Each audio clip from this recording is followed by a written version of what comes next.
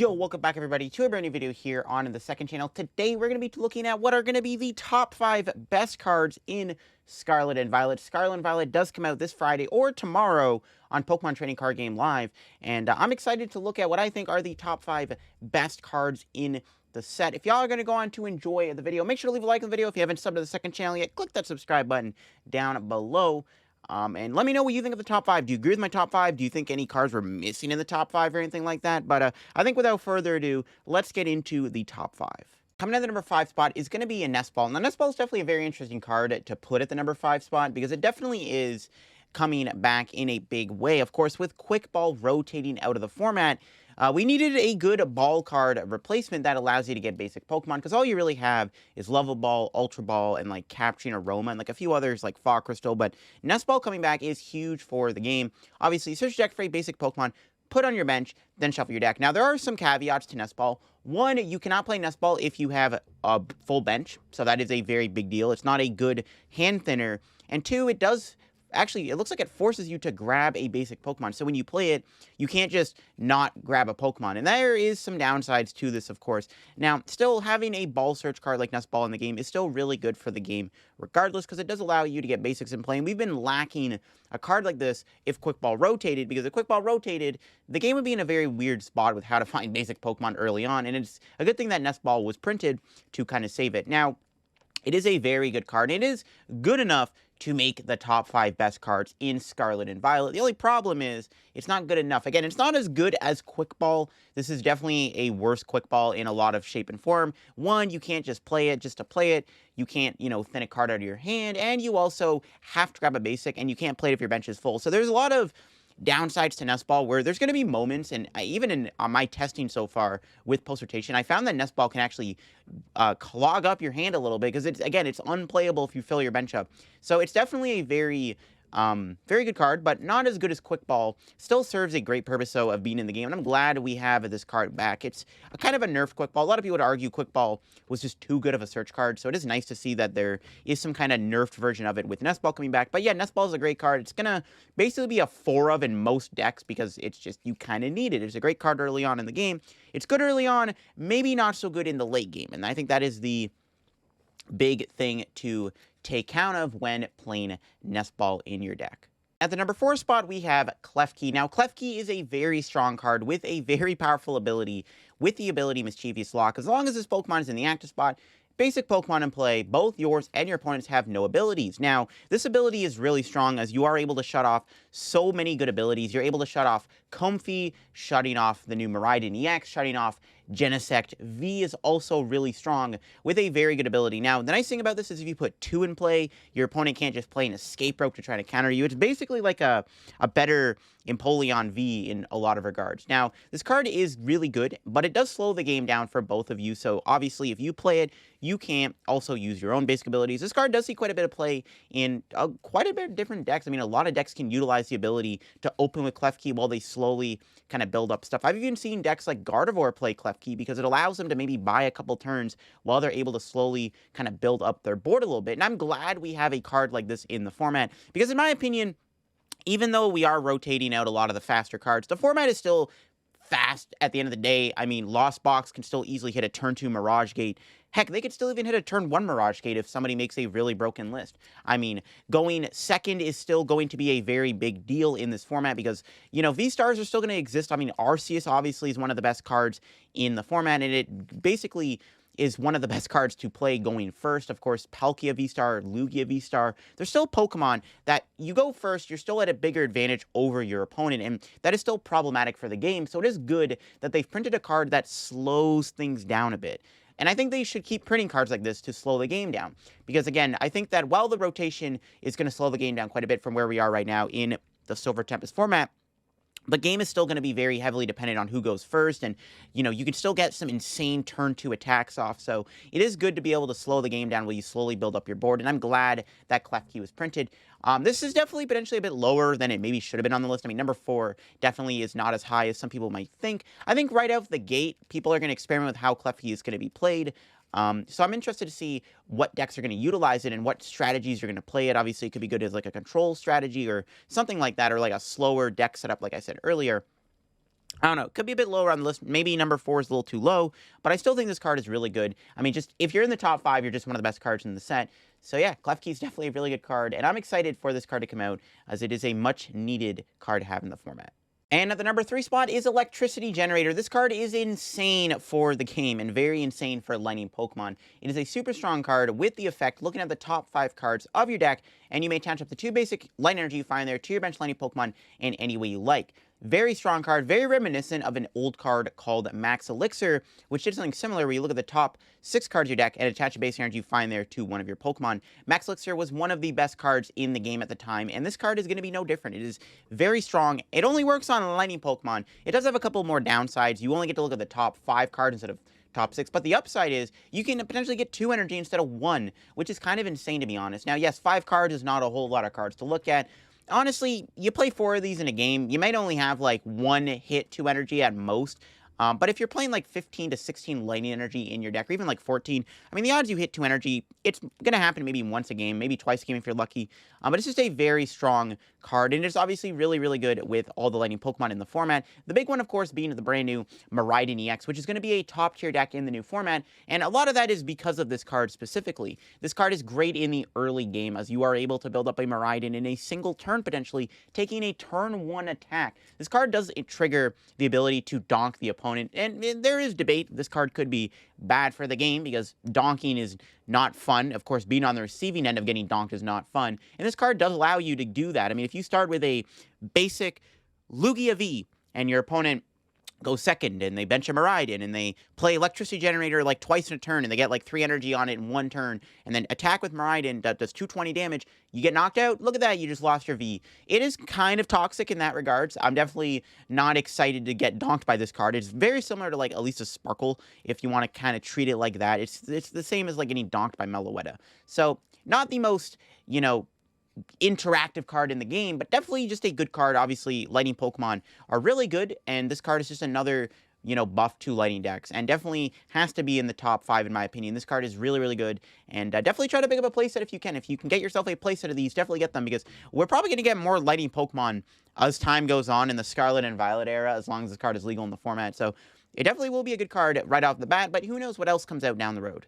And coming in at the number 2 spot is Gardevoir EX. Now, unfortunately, I couldn't find a English image of the normal art of Gardevoir, so I just had to use the alt art from Pokemon. But Gardevoir EX is one of the best cards in the set, and it's definitely a very strong card for the game. Now, Gardevoir EX does have the ability Psychic Embrace, where as often as you like, during your turn, you may attach a basic Psychic Energy from your discard pile to one of your Psychic Pokemon. If you attach energy to a Pokemon in this way, you got to put 2 damage counters on it, and you cannot use the ability if that Pokemon gets KO'd by the ability. Very strong ability. It's as often as you like is huge text, because you can do this as many times you want to turn. If you have, you know, 5 Psychic in the discard, you just put 5 Psychic Energy on a Psychic Pokemon and attack with it out of nowhere. Really, really strong ability. Gardevoir's also got 310 HP, so it's pretty tanky. It can also attack itself. The main thing is all of the Psychic support Pokemon Gardevoir has behind it. I don't know if we've seen a card in, you know, this long of a time that had this much support cards around it. I mean, Gardevoir has its own engine. It's got the Kirlia with the trade ability. It's got the Kirlia with the water duplicates ability to put more Kirlia in play. It's got the Shining Arcana Gardevoir, which can attach even more energy and draw cards.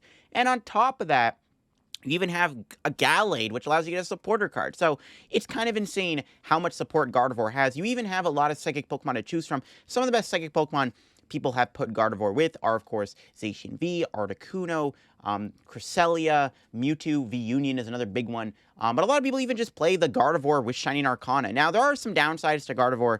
Yes, it is a very strong card. The problem is it is a bit slower for the game. It is a stage 2, and if you are going to play it in that Kirlia engine deck, you do have to either rely on Rare Candy or manually evolving, which will take a couple of turns to do, and that could be very detrimental in this format. It's one of the reasons why I did not put Gardevoir EX at number 1. It's also not been performing as well in Japan as maybe a lot of people were anticipating. Like, it's not dominating Japan. Gardevoir does have an iffy matchup against Lost Box early on. Lost Box can definitely beat Gardevoir fairly easily, I want to say. Gardevoir's also got a pretty unfortunate weakness to Dark, which is another big deal. Being weak to Dark is very, very bad for Gardevoir.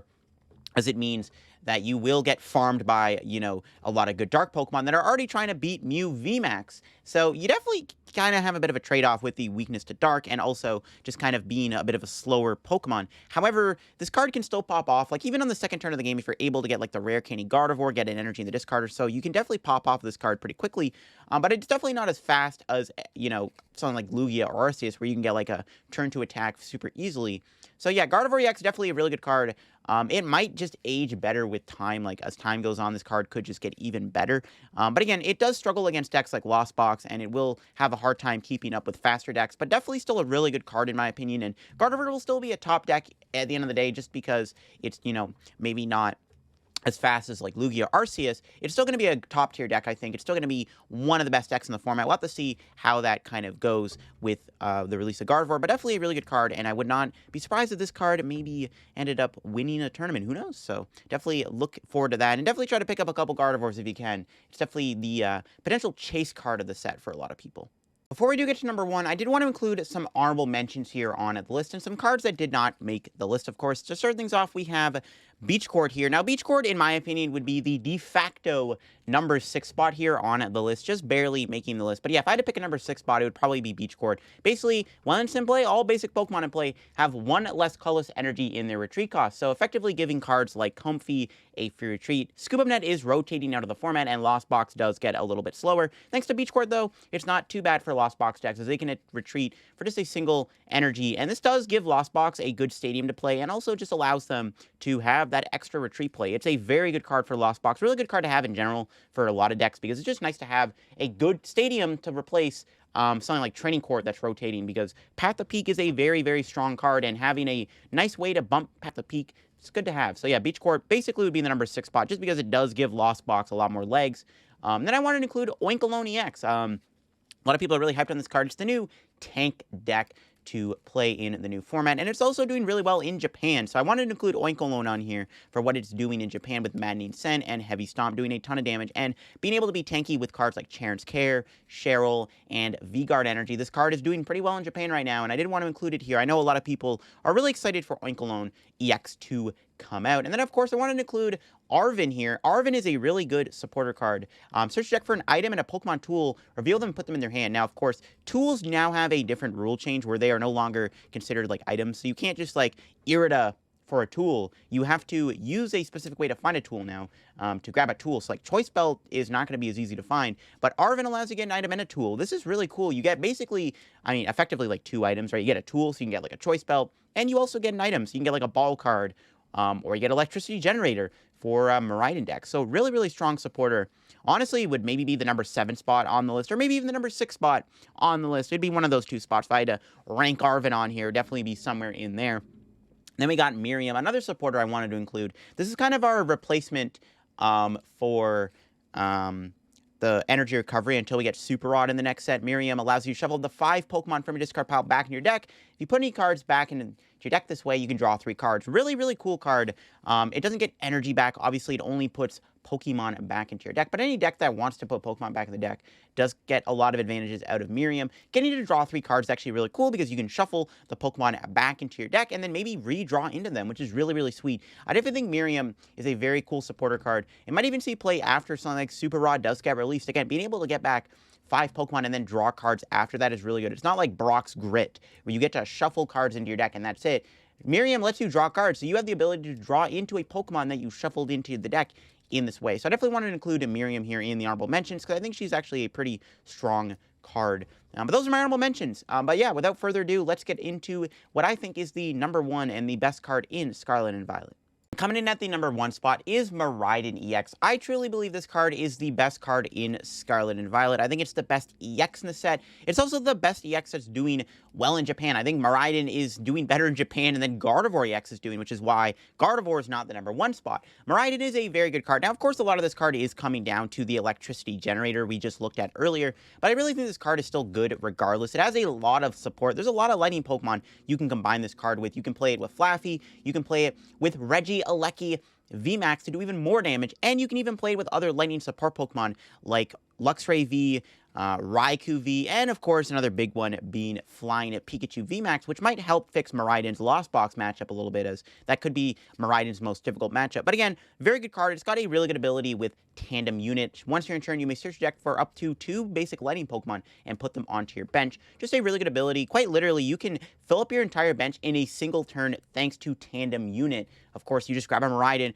grab a Lightning Pokemon and another Miraidon, and then do another Miraidon, and then keep chaining that until you fill your bench up. Really, really good ability. And of course, the attack Photon Blaster doing 220 damage is really good damage to do. I mean, again, if you're able to build this attack up in a single turn with the help of Electricity Generator, you can do 220 damage, allowing you to knock out most basic V Pokemon, and even opposing EXs like Miraidon itself. Really strong card, again, with the damage modifiers of Regieleki. VMAX, you can start one-shotting V-Stars with like 2 Regielekis. You know, you're doing 280 damage, which is going to knock out V-Star Pokemon. You can play it with Choice Belt to eat even higher numbers. This card is just really, really, really strong. And again, there's a lot of Lightning Pokemon you can pair this with. Again, a lot of lists in Japan now are playing Flying Pikachu to help counter Lost Boxes. Miraidon is a little squishy, of course, only has 220 HP, so it is a bit easier to knock out in one hit. But of course, being able to play it with Flying Pikachu would help fix like a bad matchup like Lost Box, where they can, you know, respond to the Zamazenta KO or whatever. So it is nice to have that HP. And again, just being able to pair with so many different Lightning Pokemon is what makes Miraidon so good. And I think it is the better new deck to come out of Scarlet and Violet over Lost Box. Miraidon is also playing Klefki. It's another card that I've seen a lot of the Miraidon lists use is Klefki. So this card really has a lot of new cards it can work with. It has a lot of partners it can be paired with. And I truly think it is the best card in Scarlet and Violet. And I definitely think it deserves to be at the #1 spot on this list. But that is it for the top 5 video on the top 5 best cards in Scarlet and Violet. I am super excited for this set to be released tomorrow on TCG Live. Even if it means we have to switch over to this new, you know, not as ideal client, it is still going to be exciting to play with new cards and finally get out of the Silver Tempest format. I cannot wait. Let me know in the comments below, what do you think of the top 5? Did you agree with my top 5? Do you think any card was maybe missing from the list, or like the honorable mentions? And what is your favorite card? What card are you most excited to play with when Scarlet and Violet comes out? I'd love to hear it down in the comments below. That'll be it for me. If y'all enjoyed the video, leave a like. If you're new to the channel, make sure to subscribe once again here to the second channel so you never miss an upload here. And that'll be it for me. Bye-bye.